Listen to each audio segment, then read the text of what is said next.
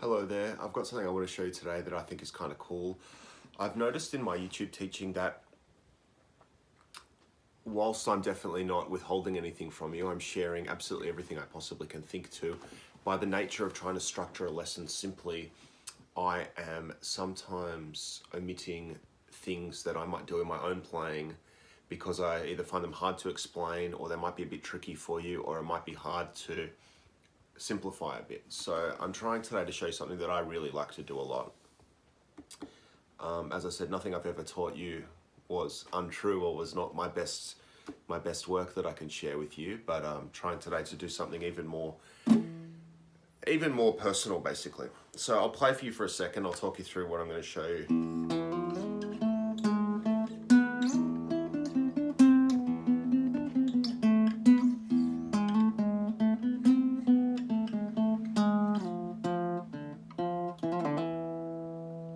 Something like that. So there's basically a drone, which is this low bottom E note, and that's functioning as our root note, so our ears hearing that and going, yep, that's the key that we're in. But it's also giving a really nice bass, and almost like a drum. If you imagine someone's like boom, kind of hitting a drum, it's keeping the time.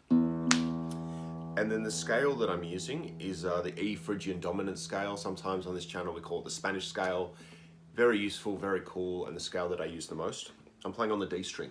The first note is E at the second fret of the D string, then F at the third fret of the D string, then G sharp at the sixth fret, A at the seventh fret, B at the ninth fret, C at the 10th fret, D at the 12th fret, and the octave is the E at the 14th fret. So what I'm doing is striking that low E once, and then playing a lick, which I'm improvising. Just as a little game, this is just a bit of a side note, but you know how I am with side notes. It's kind of, I've always said the river of knowledge is not just like a straight wide channel, it's a meandering, curving, crazy shaped river with fast and slow progress and things like that. So forgive me when I get distracted because I've got something else I want to show you. We can do a little game where whichever note we end on, we're going to start the next lick with that. So I've ended here, ended here,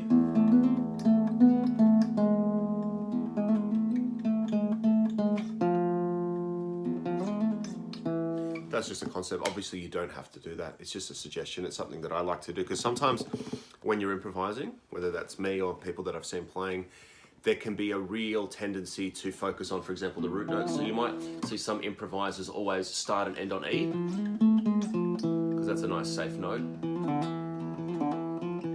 So by encouraging you to start wherever you end up, we might get some really colorful and really interesting tones coming out. So that's basically the lesson for today. And just remember to keep time. So you tap your foot, 1, 2, 3, 4.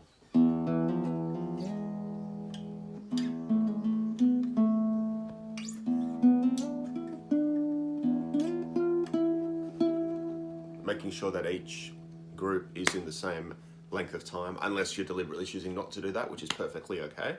You might want to go like, I don't know, 1, 2, 1, 2, 1, 2, 3, 2, 3, 1, 2, 3, 4. 1, 2, 3, 4, 5. You can do stuff like that if you're not sure. And then you can do the next string, you can do like an A.